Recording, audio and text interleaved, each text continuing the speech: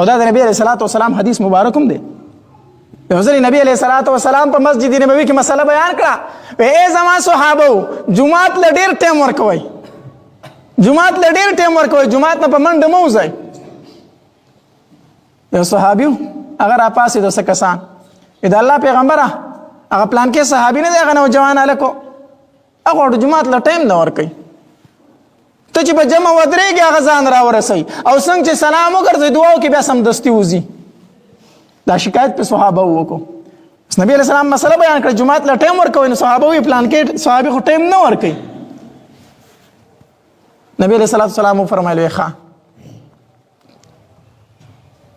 نبی علیه السلام دغه صحابي په نظر کې ساتو چې جمع وشوله، نبی علیه السلام سلام وګرځاو، دعا یې وکړله، چې څنګه دعا وشو دا صحابي پاسېده په منډه. نبی علیه السلام یې ودرېږه هلکه ودرېږه.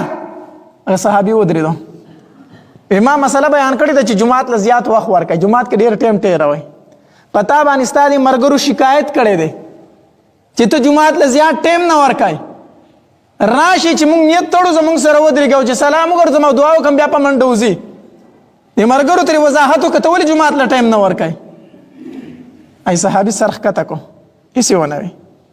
نبی علیه السلام ته بیا تپوس وکړو، ولې د جمعات نه په منډه وځي ټایم نه ورکوې. صحابي بیا غلی شو. په درېیم ځل یې بیا تپوس وکړو، وی جمعات ته ناوخته راځي او د بیا سیده وځي ولې. صحابي سر ښکته کړی څه وایي نه. صحابه پوه شو چې یاره دی شرمېږي څه خبرې پړه کې ده خو وایي نه. صحابه کرام د جمعات نه په وتو شو، لاړو ووتو. چې ټول ووتل نبی علیه الصلاۃ والسلام د ځان خوا ته راوغوښتو، وی ولې څه مسله ده، ما نه 3 پیرې تپوس وکړو تا ماله جواب رانه کړو، ولې د جمعات نه په منډه وځي. صحابي چې سر اوچت کو د سترګو نه یې اوښکې روانې شوې. د الله پیغمبره دا خو یو راز و چې ما پړه کې ساتلی و، خو ته رانه تپوس کوې تا ته به یې بیان کړمه او د ملګرو په مخ کې مې نه شو بیانولی، شرمېدمه. نبي علیه الصلاۃ والسلام ورته ولې؟ د الله پیغمبر زما په بدن چې دا کومه جوړه ده که نه دا زما او د ښځې شریکه ده، دا زما او د ښځې شریکه ده، زمونږ کله بله کپړه نشته دی. نو چې کله زه مانځله راځم زه یې واغوندمه او په کور کې مې یو ډوغل که نسته دی هغه ښځه مې هغې ته ورکوزه شي خپله پرده وکړي.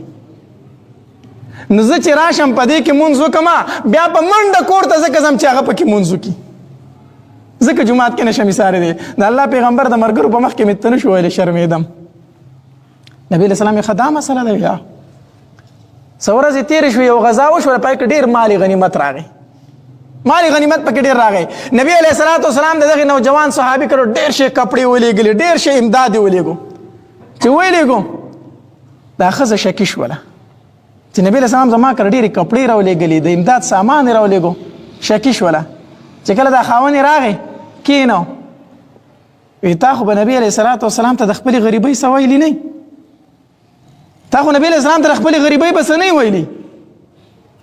خاوند یې په جړا شو، وی زه مجبوره شوم زما سره بله لار نه وه، په ما ملګرو شکایت کړی و چې دې مانځله ناوخته راځي، زما سره بله لار نه وه. نو ما نبی علیه السلام ته خپل حالت بیان کړی دی چې دا خبره یې وکړې. ښځې چغه کړه او د چغې سر را پرېوته، بېهوشه شوه، بېهوشه شوه.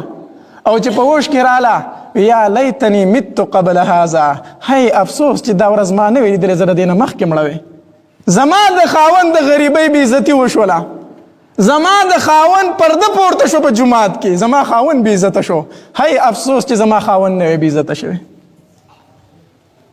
دا بیبیانې د نبی علیه السلام یو خو دې کې یو سبق دی د ښځو دپاره، د خپل خاوند د عزت خیال ساتئ، هغې بیبیانو په شان جوړې شئ. زه به بربنډه ناسته وم خو چې زما د خاوند د غریبۍ نوم بار ته نه وی وتی، هی چې دا ورځ ما نه وی لیدلې زه مړه وې.